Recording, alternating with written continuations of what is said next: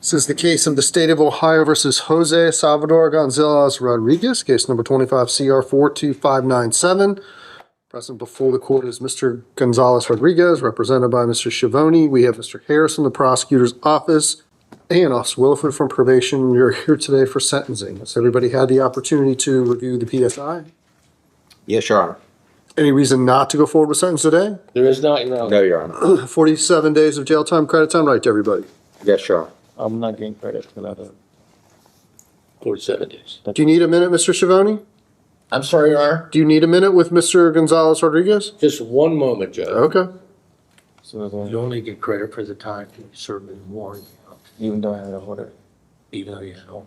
Yeah, and that is the law. Very good, Your Honor. Thank you.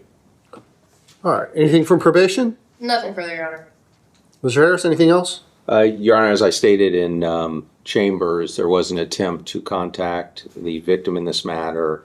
There has been no response. The items were recovered along with the vehicle. Your Honor, in regard to this case, as you're aware, there's immigration consequences. That is ongoing. There is an ICE holder on this. However, as the court's aware, the defendant has been deported before and come back to the country. I think the concern of law enforcement is that may happen again. Certainly, we don't want this to be a revolving door. We do believe consequences are in order.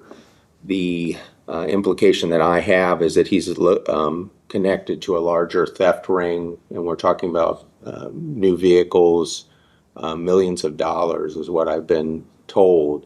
So again, the state's concern is this is a revolving door for him. There was some indication in chambers as well that he wants to become a citizen at this point.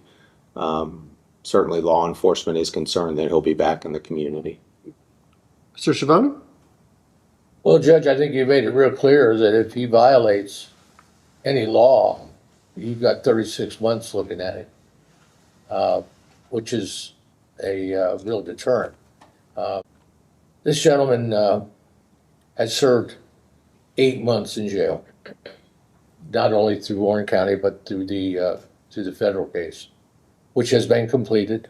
He received time served, and ICE is getting ready to deport him. I don't know where the $1 million number is coming from, Judge. This gentleman was involved with a car, a Charger, Dodge Charger, which was a Challenger, excuse me, which was returned, I believe, undamaged. We would ask that the court, I would incorporate the comments made in chambers and ask that the court follow the recommendation that, or the statement that was made during the plea. So Gonzalez Rodriguez, is there anything that you would like to tell me? As far as sentencing, Anything you want to tell me? Now's your time. I just want to apologize for my actions. I'm sorry for everyone here. I'm sorry to the community for my actions. I know it might just appear as like another case number to you, or maybe even a criminal, but I'm much more than that. I'm a father. I'm a son, and I'm a fiance to my beautiful girlfriend in the courtroom. I grew up in this community. I started first grade here in Mason. I finished school in Mason. I have done bad things. That's why I'm here. But I've also done a lot of good things in this community. I've helped build hundreds, if not thousands, of homes in this community. Most of my life I've done real good. I have slipped up. I'm not a perfect person, but I admit I was wrong, and I just want to be able to be home for the holidays with my family, even if it's not in this country. It's very clear to me that if I do come back to this community or this country and commit a crime, that I will be doing jail time. That's enough to get me out of the way. My she's 8 years old, my son's 4, and I have another son who's 2, and I've missed a lot of time away from them. I came here wearing winter clothes. I'm going to be leaving wearing winter clothes, and I don't want to come back to jail no more. So here's where we're at, Mr. Gonzalez Rodriguez. There are a lot of things at work in your case that don't have anything to do with me. the allegation that this is $1 million ring, that you're involved in some big thing. I don't have anything to do with what you pled guilty to in this case. Maybe, but it's certainly not proven to me. All of the issues that you have with your immigration, that's not really my area either. Okay. You know, you took a car, 47 days of jail. I know you've been incarcerated a lot longer than that, and I'm taking that into account. You know, I just want to make sure that you don't steal any more cars or commit any more crimes. What the United States government does with you, that's their business. I'm going to put you on 5 years of non-reporting probation. I'm going to give you 47 days of jail time credit. We're going to run your record every 6 months. If we find that you are somewhere or have committed a new crime, you're going to answer to me in this case for up to the maximum penalty in the case, which is 36 months in prison. You do have the right to appeal this to the 12th District Court of Appeals in Middletown. If you don't have the funds to hire a lawyer to obtain a transcript or to pay the cost, they will all be provided to you at no charge. I am going to release you to your ICE detainer. I'm going to order that your personal property be released to your mom, who is Erica Rodriguez, and that the bond that was posted in the case be returned to Emily Diaz. I don't know where your property is, but if somebody's got it, we'll get it back to you. All right. Thank you, sir. All right, that's all. Good luck to you, Mr. Gonzalez Rodriguez. Thank you. This is the case of the State of Ohio versus Carmen Fishburne, case number 24 CR 714. Present before the court is Ms. Fishburne, right? Yes, Your Honor. And Mr. Harris from the prosecutor's office, Officers Cal and Martinez from probation. We're here today for a final violation hearing. You did already admit to this, and when we talked last, you did not want to be represented by a lawyer. Is that still true? That's correct. All right. So what's our thought on this, Officer Cal? Your Honor, at this point, based on conversations with Ms. Fishburne, she had told me that she would either like to go back to the Recovery Works program. If she's not able to do that, she would prefer to do a prison sentence. I did reach out to Recovery Works. They're willing to accept her back, so I believe an appropriate sanction, if we allow her to do that level of care, would be to revoke the ILC. And then in speaking with Officer Martinez, we believe she would be a good fit to transfer back to the mental health docket at this time. Mr. Harris, state a position on this? I will defer to the recommendations of probation, Your Honor. Ms. Fishburne, what do you want to tell me? I would love to go back to Recovery Works.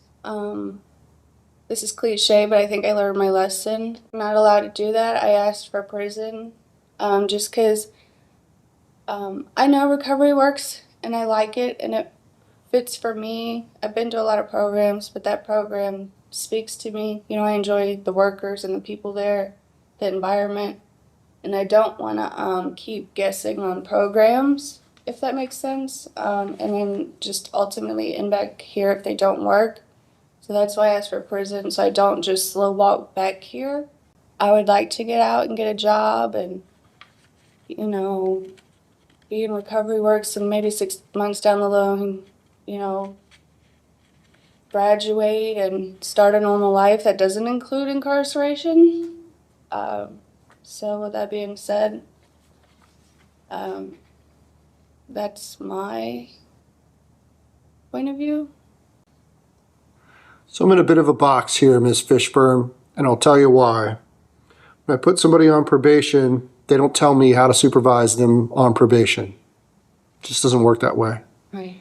And the fact that you're taking the position, you know, I want to go to Recovery Works or else, two things. Number one, I don't like being told what to do. And number two, I don't think that you're in a position to set yourself up for success when you say, you know, this is what I want to do, and if I can't do that, then just send me to prison. You know, first of all, you have no idea what you're talking about. When you say send me to prison, you don't know what the prison system is like. I've been doing this for almost 20 years now, and the Ohio prison system is horrible. It has nothing to do with rehabilitation. And the people that you would meet when you go to Marysville are the worst people that you would ever meet in your life. So you have no idea what you're talking about when it comes to that sort of stuff. And secondly, this is not a prison case. stealing stuff from TJ Maxx and in a stolen car, that is not the kind of stuff that we send people to prison for. But I don't like any of this. I don't like your attitude. I don't like the way things have been going on probation. We've had a bunch of violations so far. But the reason that I'm in a bit of a box on this is that Officer Martinez thinks that Recovery Works is the best thing for you. So you demanding what is the best thing for you, I really don't know how I feel about this. And I have to tell you that my inclination is to sentence you to 180 days in jail and give you credit for the 48 days. 48 days that you have already done, and you can just serve out the rest of your time in the local jail. Can I respond to that? I'm sorry? Could I respond? Sure. Your Honor, I didn't mean it as an ultimatum. How can I take that any other way, Ms. Fishburne? I'm sorry that it came across that way. That's not how I meant it, because I know I have no power in my case right now. I just had a lot of time to think, and I think those were the situations I thought I would do best in. So, you know what I mean? Just like they had their recommendations, those were just mine. I understand that I have no say-so in the matter at all. So I'm sorry that it came across like that. That was just what I was asking for, if that makes sense. Do you know why we send people to places like Nova or Genesis or Recovery Works? Do you know why we send people there? Because they want to do the right thing and succeed. Right. Get their lives together. And then what's the basis of that then? Why do I send them there? Because the decisions that they make in their life, Ms. Fishburne, are wrong. When you're out in the community and you think to yourself, you know, I should do something, and I have two choices in front of me. The history of Carmen Fishburne is she picks the wrong thing. I mean, you would agree with me on that, right? Yes, Your Honor. And so then for you to sit in the jail or sit here and say, you know, I've weighed out the options in this case. I've had a lot of time to think about it, and I'm going to choose Recovery Works because I think that's what's best for me. When the reason that I'm sending you to Recovery Works is so that you can reevaluate the way that you make decisions and make better decisions that are going to set you up for success. And I don't really know, but I interrupted you, so go ahead. That's all I had to say, Your Honor. Officer Martinez, you would ultimately be supervising Ms. Fishburne. Tell me why I should do this.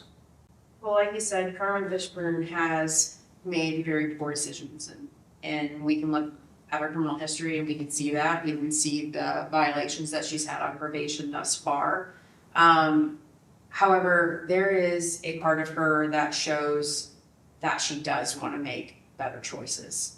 I don't know if Carmen Fishburne knows how to make better choices. And so that's where probation comes in. I would like to sit down with her and break down those choices so that we can start making better choices in the situation she comes across throughout her recovery and hopefully moving forward in her life. Ultimately, I think without probation's intervention, I think Carmen will continue to make poor choices and she will continue to be in the court. I would like to see Carmen be successful. I think she has what it takes, but she needs guidance and direction. All right, I am going to revoke your intervention in lieu of conviction. I'm going to sentence you to 3 years in our community control program. I'm going to put you on the mental health docket. You're going to enter into and successfully complete the Recovery Works program, plus any aftercare and additional requirements that they have. I'm going to delegate to Officer Martinez the ability to make special or additional conditions as they see fit. I'm going to place you on 60 days of electronically monitored supervision with a curfew. I'm not going to impose a fine. I am going to impose the costs.